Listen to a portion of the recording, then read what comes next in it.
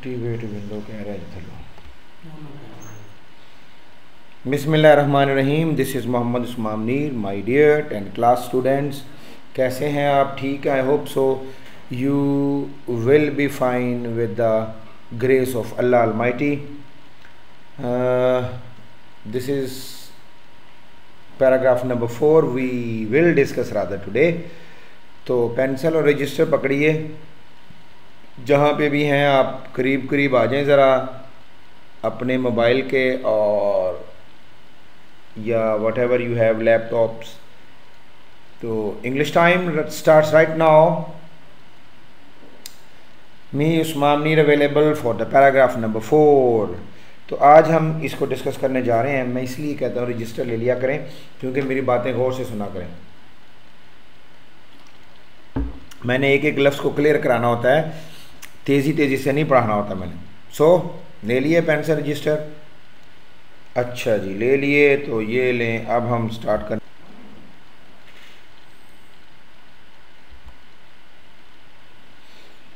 This is the paragraph number 4 and here it is we have a paragraph number 4. New Year's Eve dinner. नए साल के शाम का खाना, न्यू ईयर्स ईव डिनर। नए साल से पिछली शाम का खाना, हाँ यूँ भी कह सकते हैं आप, नए साल से पिछली शाम का खाना। डिनर कहते हैं ना खाने को, शाम का खाना। Yes, let's start. On the eve of the Chinese New Year, it is customary to visit relatives and partake in a large dinner where a large number of specific foods are served. अच्छा जी,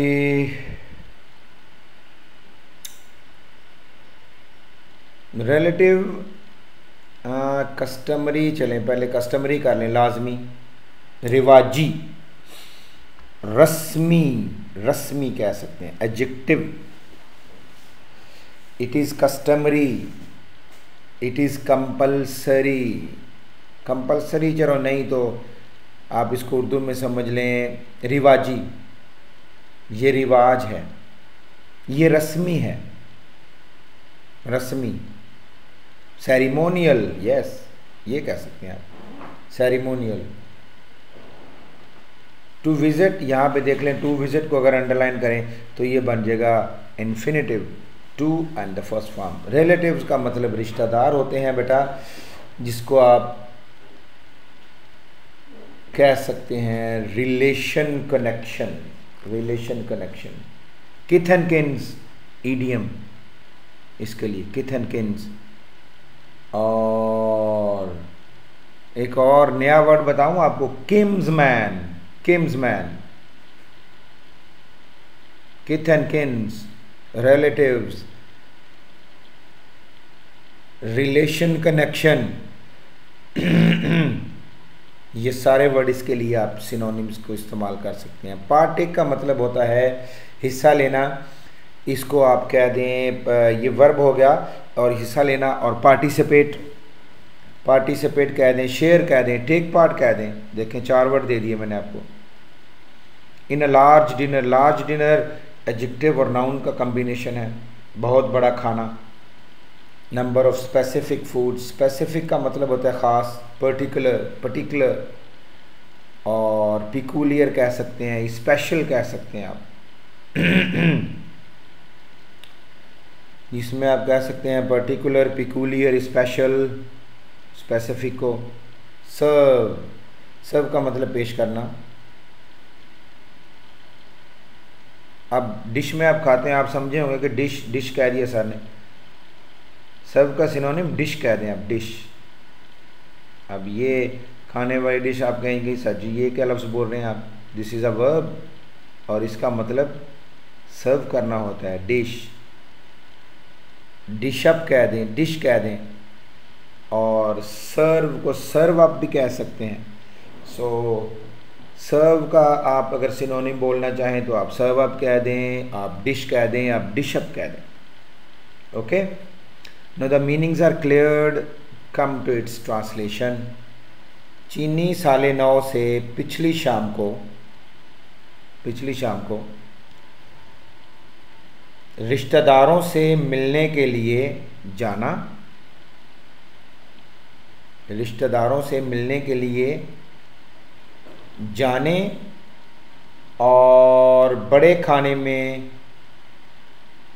शिरकत का दस्तूर है, रिवाज है, is customary. जहाँ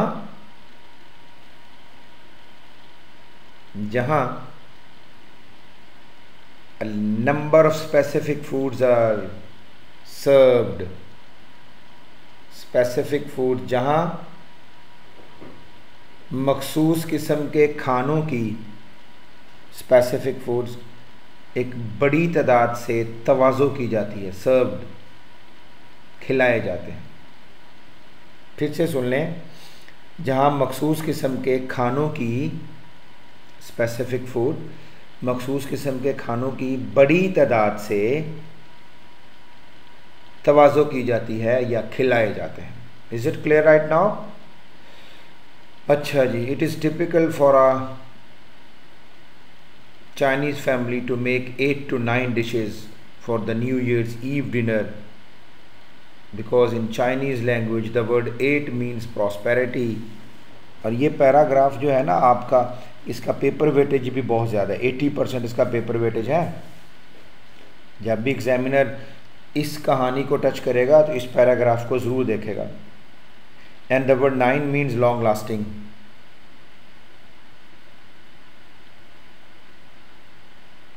typical का मतलब मखसूस, खास, टिपिकल खास, मखसूस। रिप्रेजेंटेटिव कह दें आप, या इसको आप डिस्टिंक्टिव कह दें, डिस्टिंक्टिव कह दें आप, पिकुलियर, चलें, पिकुलियर। 3 हो गए, डिस्टिंक्टिव, पिकुलियर और रिप्रेजेंटेटिव। टू मेक इन्फिनेटिव बना हुआ है, बनाना। अब 8 to 9 डिशेज, 8 या 9 खाने। अच्छा जी, फिर आ गया for the new year's eve dinner, because in Chinese language, China की ज़ुबान में वर्ड 8 का मतलब है मीन्स का मतलब है, प्रॉस्पेरिटी का मतलब खुशहाली होता है, और इसके सिनोनिम में आप वेलबीइंग कह दें, आप वेलबीइंग, सक्सेस कह दें। प्रॉस्परस लफ्ज़ सुना हुआ है आपने, प्रॉस्परस, तो प्रॉस्परसनेस, ठीक हो गया। प्रॉस्परस सुना हुआ है ना, प्रॉस्परस, तो उसको नाउन बना दें, प्रॉस्परसनेस हो गया। ये भी आप इसके लिए कह सकते हैं, प्रॉस्पेरिटी, प्रॉस्परसनेस कह दें। आप इसको सक्सेस बोल सकते हैं, और आप इसको वेल बीइंग बोल सकते हैं। और लॉन्ग लास्टिंग का मतलब होता है देरपा, हमेशा रहने वाला, एडजेक्टिव हो गया। ठीक हो गया बेटा?